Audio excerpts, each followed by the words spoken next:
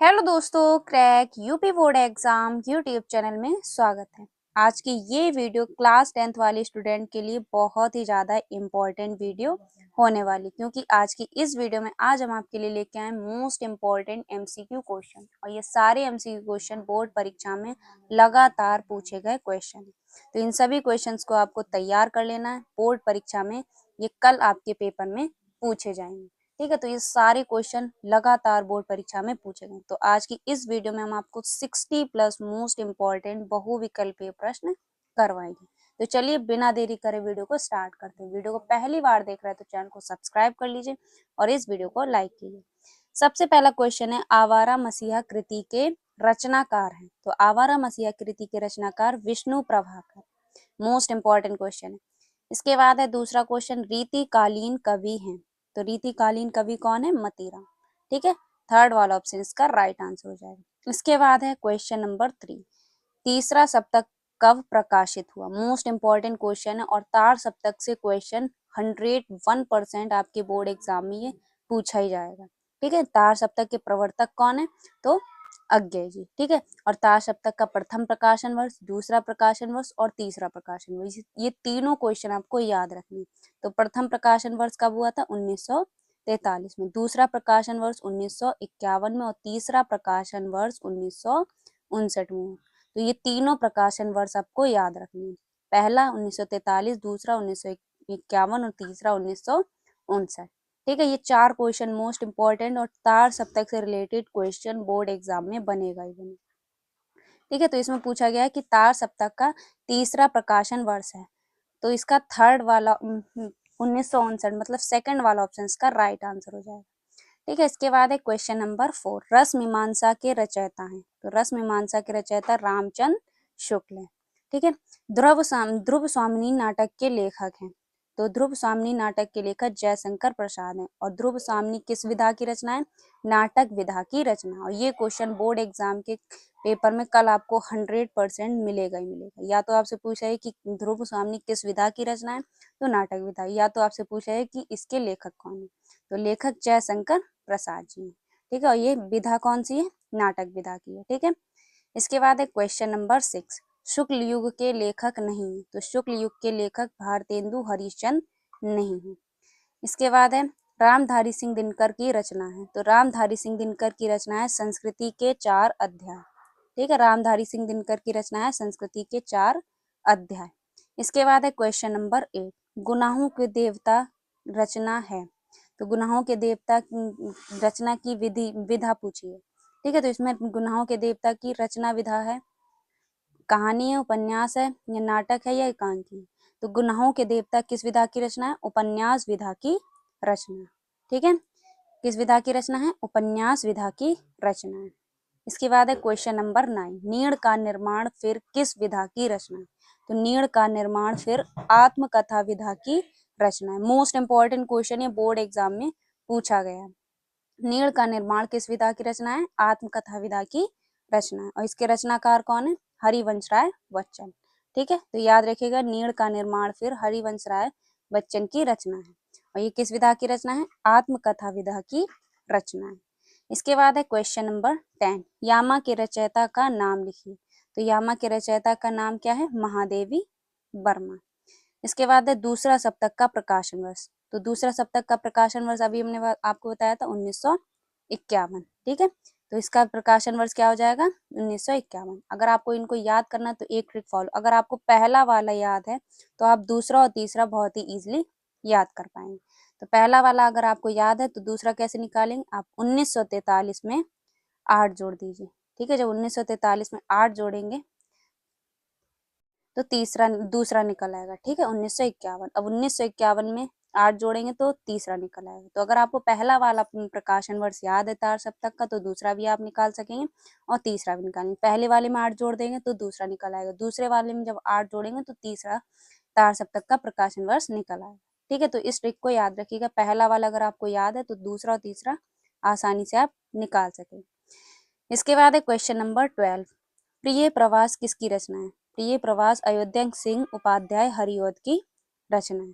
ठीक है, इसके बाद है अगला क्वेश्चन, तार सप्तक के संपादक हैं। तो तार सप्तक के संपादक कौन है? अज्ञे जी। अभी हमने आपको बताया 4 क्वेश्चन बनेंगे, संपादक और तीनों के प्रकाशन वर्ष याद रखना है। इसके बाद है अगला क्वेश्चन, नासिकेतुपाख्यान के लेखक हैं सदल मिश्र। नासिकेतुपाख्यान के लेखक कौन है? सदल मिश्र। इसके बाद है क्वेश्चन नंबर 15, त्यागपत्र किस विधा की रचना है? मोस्ट इंपॉर्टेंट क्वेश्चन है, बोर्ड एग्जाम में कई बार पूछा गया कि त्यागपत्र किस विधा की रचना है। तो त्यागपत्र उपन्यास विधा की रचना है, ठीक है। और ये रचना है किसकी?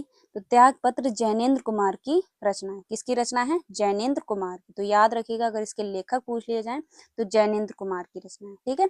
और किस विधा की रचना है? उपन्यास विधा की रचना है। इसके बाद अगला क्वेश्चन है, कृति कंकाल के लेखक हैं। तो कृति कंकाल के लेखक जयशंकर प्रसाद है। अगला क्वेश्चन है, साकेत महाकाव्य की रचना है। तो साकेत महाकाव्य रचना किसकी है? मैथिली शरण गुप्त की। इसके बाद है क्वेश्चन अगला, कलम का सिपाही के रचनाकार हैं। तो कलम का सिपाही के रचनाकार अमृत राय हैं, ठीक है। कलम के सिपाही के रचनाकार अमृत राय हैं। इसके बाद है मेरी आत्मकथा किसकी रचना है? तो मेरी आत्मकथा महात्मा गांधी की रचना है।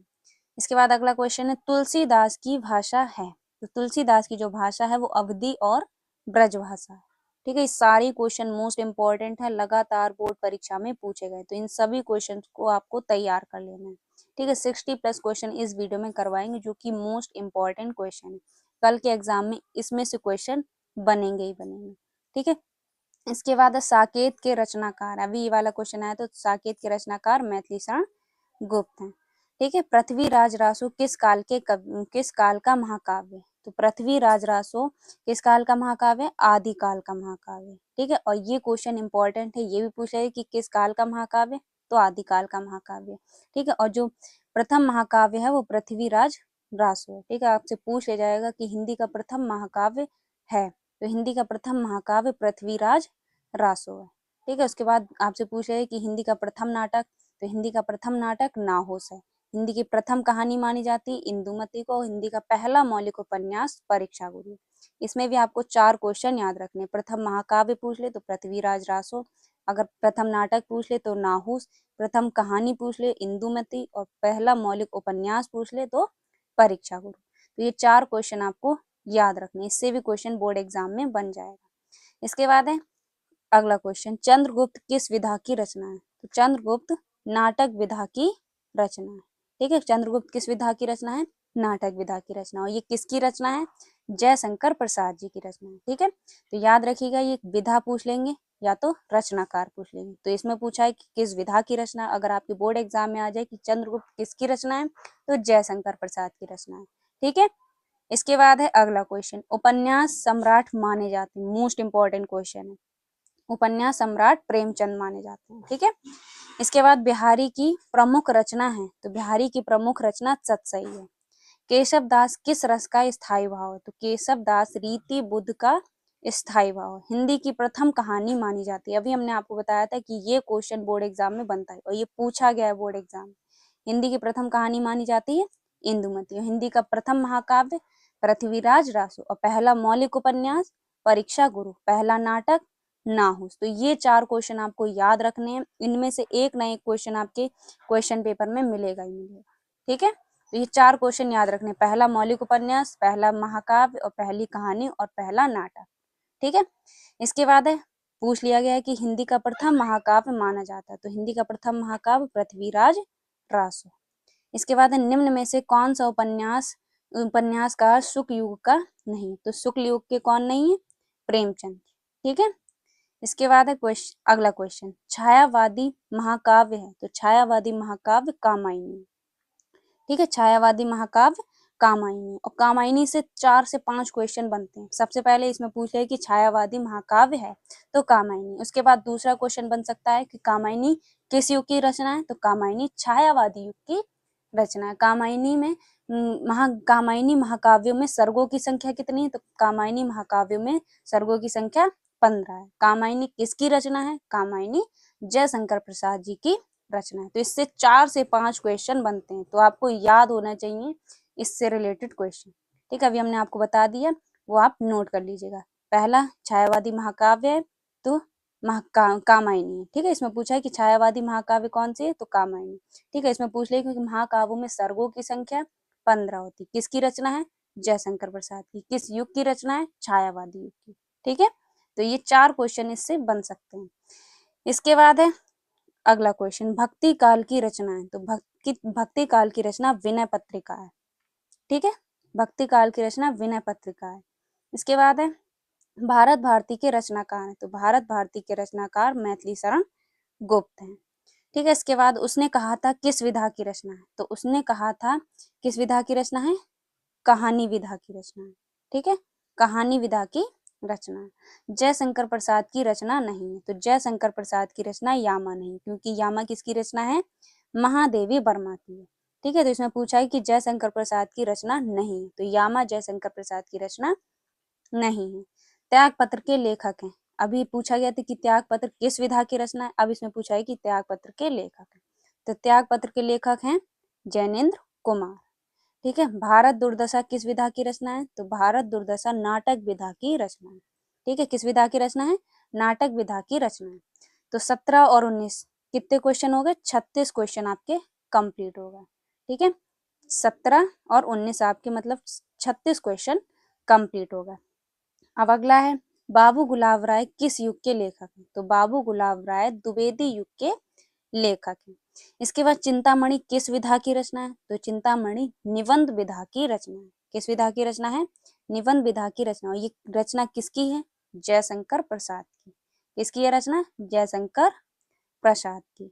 ठीक है, गबन किसकी रचना है? तो गबन मुंशी प्रेमचंद की रचना है। और ये किस विधा की रचना है? तो ये उपन्यास विधा की रचना। ठीक है, याद रखिएगा गबन उपन्यास विधा की रचना, और ये रचना है किसकी? मुंशी प्रेमचंद की। इसके बाद है शुक्ल युग की समय विधि है। तो शुक्ल युग की समय विधि 1919 से 1938 तक की। ठीक है, ये क्वेश्चन इंपॉर्टेंट है, ये बनता है क्वेश्चन बोर्ड एग्जाम में। इसके बाद नीड़ का निर्माण फिर किस विधा की रचना? ये फिर से पूछ लिया गया। तो ये आत्मकथा विधा की रचना है। मोस्ट इंपॉर्टेंट क्वेश्चन इसलिए रिपीट हुआ क्योंकि ये सारे क्वेश्चन आपके बोर्ड एग्जाम के पेपर में पूछे गए क्वेश्चन। ठीक है, तो जो रिपीट हुआ है समझो वो क्वेश्चन रिपीट पूछा गया है। ठीक है, और ये किसकी रचना है? तो ये रचना है हरिवंश राय बच्चन की। इसके बाद प्रिय प्रवास किस युग की रचना है? तो प्रिय प्रवास द्विवेदी युग की रचना है। ठीक है, मधुशाला किसकी रचना है? हरिवंश राय बच्चन की रचना है। ठीक है, इसके बाद भारत भारती किसकी रचना? अभी आया था ये भी क्वेश्चन, ये भी रिपीट हुआ है। तो मैथिली शरण गुप्त की। आधुनिक काल का समय कब से कब तक? तो आधुनिक काल का समय 1843 से अब तक का है। ठीक है, याद रखिएगा कि आधुनिक काल का समय 1843 से अब तक का है। ठीक है, इसके बाद है हास रस का स्थायी भाव हास होता है। अशोक किसका है? करुण रस का। रति किसका है? श्रृंगार रस का। और निर्वेद जो है वो शांत रस का है। ठीक है, ये है करुण रस का, हास रस का, श्रृंगार रस का और शांत रस का।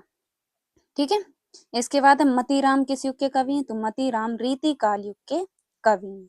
अगला क्वेश्चन, रोला छंद में कितने चरण होते हैं? तो रोला छंद में 4 चरण होते हैं। इसके बाद है क्वेश्चन नंबर 13, चंद्रकांता उपन्यास के लेखक हैं। तो चंद्रकांता उपन्यास के लेखक देवकी नंदन खत्री।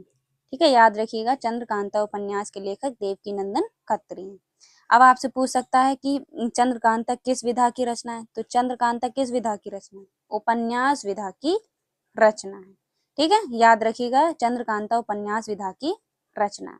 अगला क्वेश्चन है तितली कृति की विधा है। तो तितली की विधा क्या है? उपन्यास विधा की रचना है। ठीक है, अब आपको ये क्वेश्चन कमेंट बॉक्स में बताना है कि ये किसकी रचना है, तितली किसकी रचना है। कमेंट बॉक्स में बताइए, देखते हैं आपकी कितनी बोर्ड परीक्षा की तैयारी हो गई। तो सभी लोग वीडियो को पॉज कीजिए और इसका आंसर कमेंट बॉक्स में बताइए, ये तितली किसकी रचना है। त्यागपत्र उपन्यास के रचनाकार जैनेन्द्र कुमार। ठीक है, अभी आया था ये क्वेश्चन, किसकी रचना है? जैनेन्द्र कुमार। और किस विधा की रचना है? उपन्यास विधा की रचना है। तो ये क्वेश्चन 3 बार पूछा गया, मोस्ट इंपॉर्टेंट, ये बोर्ड एग्जाम में कल पूछा ही जाएगा। ठीक है, सबसे पहले पूछा कि ये किस विधा की रचना है? तो उपन्यास विधा की रचना है। त्यागपत्र के रचनाकार जैनेन्द्र कुमार। अब ये क्वेश्चन पूछा गया कि त्यागपत्र उपन्यास के रचनाकार हैं, तो जैनेन्द्र कुमार। तो ये क्वेश्चन 3 बार बोर्ड परीक्षा में पूछा गया है। ठीक है, इसके बाद है अगला क्वेश्चन, सूरज का 7वां घोड़ा रचना की विधा है। तो सूरज का 7वां घोड़ा रचना की विधा क्या है? उपन्यास विधा की रचना है। इसके बाद है दीपदान के रचनाकार हैं, तो दीपदान के रचनाकार राम कुमार वर्मा है। ठीक है, याद रखिएगा, दीपदान के रचनाकार राम कुमार वर्मा है। धर्म भारती की रचना है, तो धर्म भारती की जो तीनों रचना है, गुनाहों के देवता, अंधा युग और प्यासा। ठीक है, इसके बाद आवारा मसीहा किसकी रचना है? विष्णु प्रभाकर की। आवारा मसीहा किसकी रचना है? विष्णु प्रभाकर की। मेरी असफलताएं रचना है किसकी? मेरी असफलताएं बाबू गुलाब राय की। ठीक है, ये क्वेश्चन भी रिपीट हुआ, 2 बार पूछा गया। मेरी असफलताएं के रचनाकार बाबू गुलाब राय। उजली आग के लेखक हैं, तो उजली आग के लेखक हैं रामधारी सिंह दिनकर। घनानंद किस काव्य धारा के कवि? तो घनानंद किस काव्य धारा के कवि हैं? रीति मुक्त काव्य धारा के कवि हैं। अगला क्वेश्चन है, दीपशिखा काव्य संग्रह किसकी रचना है? तो दीपशिखा काव्य संग्रह किसकी रचना है? महादेवी वर्मा की रचना है। तो ये थे 60+ MCQ क्वेश्चन जो कि बोर्ड परीक्षा के लिए बहुत ही ज्यादा इम्पोर्टेंट है। ठीक है, आज ये वीडियो तो आप देख ही रहे हैं, कल सुबह उठते ही आपको ये वीडियो देख के तब पेपर में जाना है, क्योंकि ये सारे MCQ मोस्ट इम्पोर्टेंट है बोर्ड एग्जाम के लिए। ठीक है, तो इस वीडियो को आपको सुबह देख कर जाना, मोस्ट इंपॉर्टेंट क्वेश्चन सारे हमने इसमें करवा दिए।